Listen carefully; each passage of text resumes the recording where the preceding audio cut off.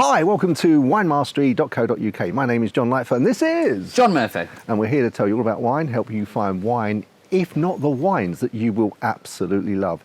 You know, that wine that will remember that fantastic party you had, that brilliant restaurant you had, and it was buzzing and the noise was great and the company was great, and they'll just bring it straight back to you.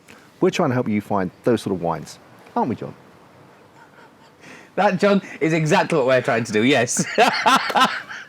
So on this occasion, we're drinking a wine that is like Pinot Grigio. Well, it's called Pinot Gris. I'm not 100% sure if it's the same. But anyway, it is a wine that's been supplied to us by Aldi. It is, obviously, I had a quick sip of it earlier. Well, we'll get into it, but I really, really enjoyed it. So should we have a look at the colour first? Yes, let's have a go, John.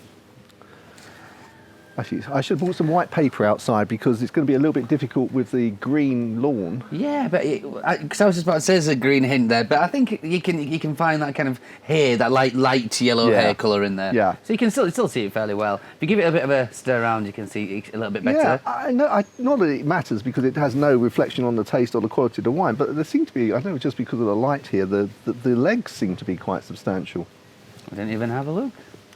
Not, as I say, not that it affects the quality of the product, but it does look good. Should I have a little go on nose? On nose. Ooh. Okay. Stone fruit. Yes, but Pinot Gris is not one that I usually drink a lot of. If I'm honest. Excuse me.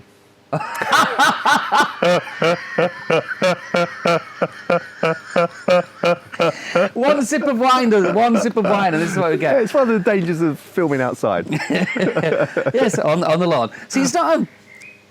Pinot Gris is not one that I generally jump to and think, oh, I want a Pinot Gris. So I'm going to be interested to have a go at the old flavours, because it has got that flowery. Is that peach or apricot, would you say? It's difficult, isn't it? So I'd say peach. Yeah, but it's tough to say. It's tough to go between the two. But it's distinctive. It's there. It's not like you can't pick something up. No, there's plenty on the nose there. Yeah. Right. We're gonna have a go. Yeah. Let's have a go.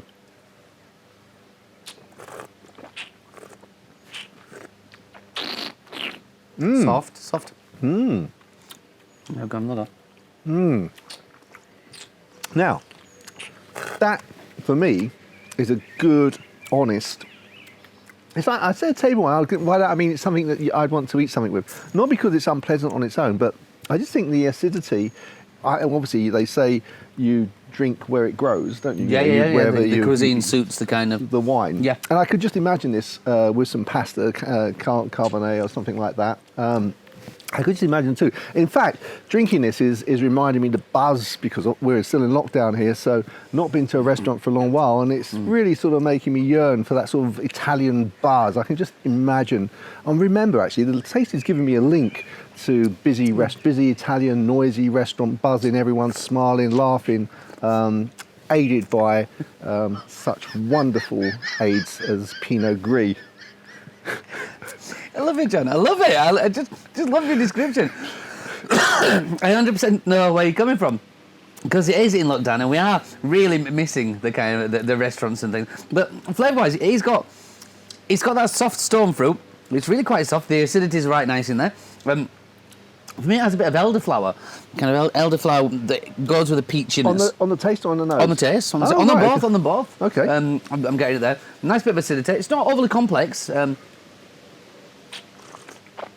But there's not a bad bit of wine as well. I couldn't say anything bad about it. So, in fact, John, you're missing a trick here, because we are actually on the lawn. Oh, we are. We're on the lawn, and what do I always say? I could just imagine, but I don't have to imagine. I am drinking this on the lawn. The only thing that I haven't got, of course, is a straw. Straw water. Very disappointing, John. I know. I think our viewers were expecting to see. I mean, having been in lockdown and no barbers for a fair 10 weeks, 12 weeks, whatever it is, I think if I put a straw, it would like... I think we're all suffering with the lockdown hair at the minute. It is a bit keen. I cannot wait for that hairdresser to reopen. No. I'm sporting this slick back kind of look, purely because it's just too messy, and I quite I quite liked it to begin with because I thought to myself, oh, look a bit like one of the Cray twins. And then when I went into work, my colleague said, I look like Harry Hill. So it's quite a difference. I didn't like that comparison. So No. let's get these hairdressers open. He's just jealous. He's just jealous. Of course he is. Of course. Yeah. But in the meantime, we can carry on drinking lots of wine and that. So, what kind of price is that on, John? I believe this is $5.49. Okay, $5.49. It's not a bad price. Not a bad price. I think it's a very good price. I mean, I can't really, I can't criticise it at all in any way. I think, in terms of value for money, it's another Aldi. Now, I think that one of the things that but I think probably it's the style of wine, do you? That sometimes when we've drunk Aldi wine and it's been like $5.49, we've thought, whoa, this is like, it's much more complex than I would expect. Yeah. It's got much longer taste than I would expect. This doesn't. This is just a true, honest Pinot Gris without any of that sophistication. But actually, I think the last episode we drank a wine, which was the Portuguese wine, I actually said the only criticism I had of that wine was that you couldn't quaff it because it was too good. You wouldn't want to quaff it. This, I could thoroughly enjoy quaffing and not feel guilty about quaffing, and I would really enjoy quaffing. In fact, I'll probably continue to do so after we finish filming this. Probably. Well, we know you're going to do it. In fact, I'm going to, while we are, just top up a little bit more because I drank that rather quickly. So that, for me, is a good sign that I am enjoying it. So just And one of the other things is that I noticed that quite often when I've drunk wine, on the nose, the nose tends to disappear after I've drunk it because the sort of taste takes over, the palate takes over. But this, I still can get that plenty of stone fruit, apricot, peach, and it does marry. I forgot when you're saying that.